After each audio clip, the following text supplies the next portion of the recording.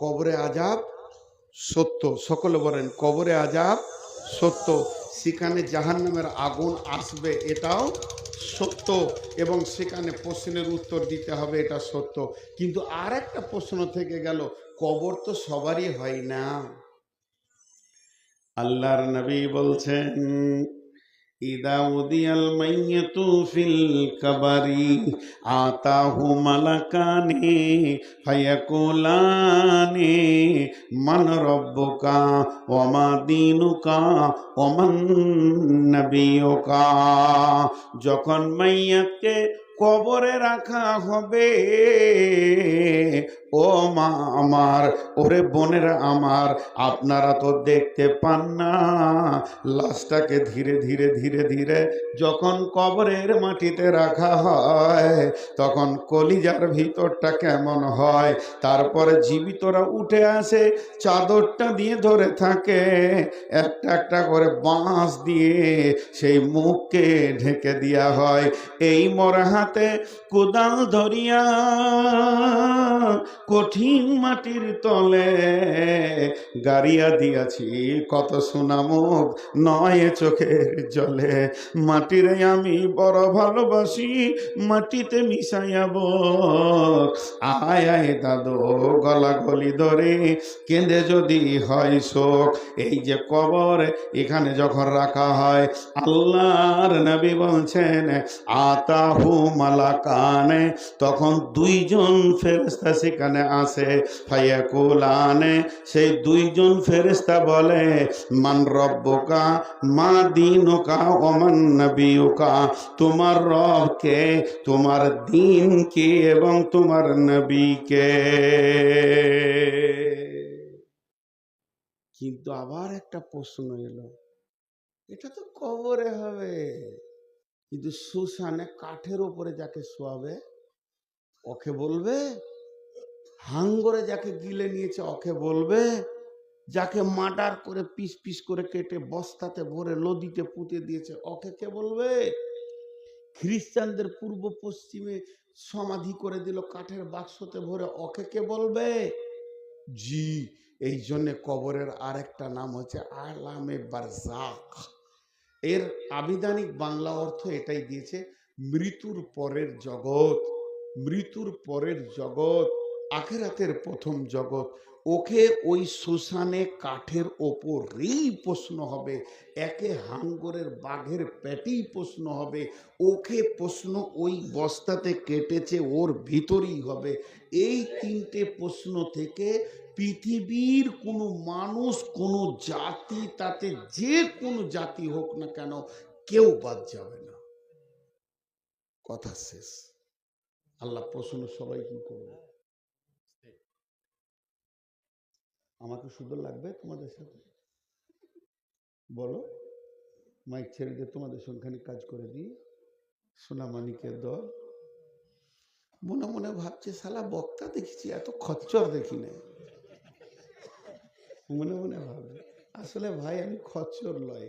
আমাকে যদি কেউ আলেম মনে করে তো জানতে হবে সে আলেম চিনে না। আমার মতো পাকা জাহেল এই পৃথিবীতে দ্বিতীয় কেউ নাই। মুখস্থ বিদ্যা বলছি, যদি ডিস্টার্ব করবে তো ভুলে যাব, 2 লাইন ভুলে গেলে আর বের হবে না। সাদা সিধে কথা বলছি। যারা বড় বড় আলিম ওদের গাদা গাদা হাদিস মুখস্থ আছে, ওরা ভুলবে না। আর আমার মুখস্থ বিদ্যা বলছি, ফুরুক করে 2টো লাইন চলে যাবে, বুদ্ধি শেষ। তখন বলবো যে 2 টাকা 5 টাকা দে, এখানে গেহে দিয়ে পালিয়ে যাব। অতএব আমি একটা ধারাবাহিকভাবে বলছি, কেউ ডিস্টার্ব করিয়েন না। এর নাম কবর। চলেন আল্লাহ তাবারাক ওয়া তাআলা কি বলছেন, আমরা কবরকে চিনি না। আল্লাহ 3টে 4টা আয়াতে গোটা গোটা ইতিহাসটা মেরে দিয়েছে। কি বললে? তোকে আমি নুতফা থেকে বানিয়েছি এবং তোকে রাস্তা আসান করে দিয়ে, দরজাটা হচ্ছে পেশাবের রাস্তা, 2বার ওই দিক দিয়ে বের করে নিয়েছি, বের করে আবার তোকে কবরে ভরবো, দিয়ে মাটি বানিয়ে ছেড়ে দেবো তোকে, কিন্তু আত্মাকে জবাব লাগবে। এর নাম কবর। চলেন এবার আল্লাহর কথা বলি। আল্লাহ বলছেন আল হাকুমুত তাকাসুর হাত্তা যুরতুমুল মাকাবির আল্লাহ তাবারাক ওয়া তাআলা বলছেন, আলহাকুমুত তাকাসুর হাত্তা যুরতুমুল মাকাবির। কবরের ব্যাপারে আমার রব কত সুন্দর কথা বলছেন, যে তোমরা কবরের ব্যাপারে তোমরা কি মনে করো? তোমাদেরকে বিশ্বের মালের প্রাচুর্য কবর থেকে গাফেল করে দিয়েছি। জি, আপনাদের দুয়ার বরকতে আমি মেয়ের বিয়ে দিয়েছি, আর 10 মাস হলো আমি নানা হয়ে গিয়েছি। এখন আমার নাতনির বয়স 10। কিন্তু আমার মেয়েটা যখন ছোট ছিল, আল্লাহ আমাকে একটাই সন্তান দিয়েছে, আর দেয়নি মেয়েটাই। তো আমি বাইরে জালসায় চলে যেতাম, তো ওই বাচ্চা মেয়েটা কি ওর মার দোকান পাঠাতো। তো আমার বাড়ি থেকে এই 200 গজ দূরে আমার ফুফাতো ভাইয়ের দোকান, বেশ কাছাকাছি দোকান। তোকে তেলের বোতলটা দিত, হাতে হয়তো টাকা দিয়ে দিত 50টা, যা তোর চাচার কাছে তেল আনলাম। বাচ্চা মেয়ে তো, ছোট ছেলে, হাঁটতে হাঁটতে 3-4 বছরের মেয়ে, যেতে যেতে রাস্তায় ওর মতো এক গাদা খেলছে। তখন ওই কি করতো, টাকাটা বোতলটা নামিয়ে দিয়ে খেলাতে লেগে গিয়েছে। বুঝতে পেরেছেন কি না? খেলাতে গাফেল হয়ে গিয়েছে। তখন আবার ওকে কেউ বলতো, ওই তোর যেখানে বোতল পড়ে, ও তখন ঝেড়ে গেল তেল আনতে। মানে ওর হুঁশি নেই। ওকে রাস্তার খেলা কি করে দিয়েছে, দোকান থেকে গাফেল করে দিয়েছে, মায়ের হুকুম থেকে গাফেল করে দিয়েছে। এটা বাচ্চা ছেলেদের হয়, হয় কি হয় না? আর হ্যাঁ না বলেন, হয় কি হয় না? তা আল্লাহ বলছেন, তোদের সামনে রয়েছে কবর, পেছনে রয়েছে নামাজ রোজা আল্লাহর হুকুম, কিন্তু মধ্যখানে বিবি জমি জায়গা, ছেলে পিলে বউ বিটি ব্যাংক ব্যালেন্স, তোদেরকে কবর থেকে গাফেল করে দিয়েছে। আল্লাহ কি আনতে বলেছে পৃথিবীতে ইনকাম করে, ওই জিনিসটা তোরা ভুলে গেছিস। মালের প্রাচুর্য, তোদেরকে বিবির সৌন্দর্য লতিফা, এবং তোদেরকে কামিনীর কোলে শুয়ে থেকে তোদেরকে কবরকে গাফেল করে দিয়েছে। একবারও তোদের কবর মনে পড়ছে না। এখানে যতগুলি শ্রোতা আছেন, আল্লাহর হস্তে বলছি, একটা যদি বেঈমান থাকতো তো বসে থাকতো না। আজকের ঠান্ডার দিনে বসে আছে মানে সবকটা ইমানদার আছে। আর বিশ্বনবী ইমানের পরীক্ষা নিতেন। আমি পরীক্ষা ইমানের নিব না, কারণ আমি নিজে বেঈমান। আপনারা বেঈমান যদি এক, আমি 99 বেঈমান। কিন্তু একজন হাত তুলে বলেন যে আগামী কালকে রাত থেকে, গতকাল রাত থেকে আজ রাত পর্যন্ত এই 24 ঘন্টাতে কবরকে মনে পড়েছে কারো? কবরকে কারো মনে পড়েছে? হক কথা বলেন। আল্লাহর কসম দিয়ে বলেছি, আমার 3বার মনে পড়েছে। 3বার মাত্র। একবার মনে পড়লো যে আমি যদি এখন মারা যাই তাহলে আমাকে শুয়ে দিয়ে আসা হবে, কিছুক্ষণ পর আমি একা হয়ে যাব।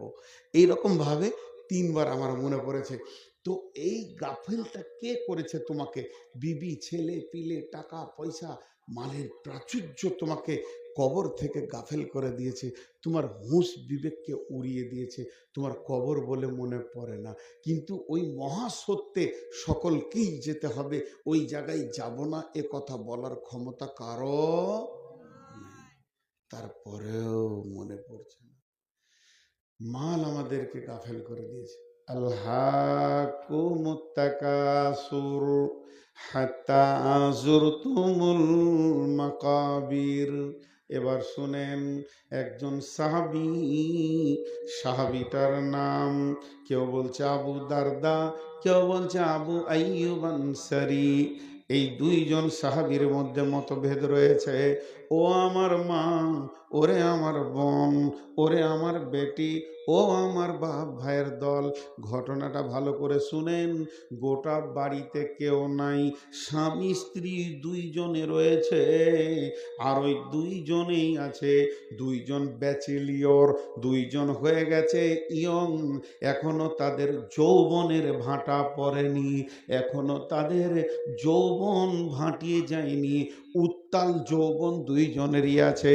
বাড়িতে কেউ নাই, স্বামী স্ত্রী, স্ত্রী আর স্বামী, এছাড়া বাড়িতে কেউ নাই।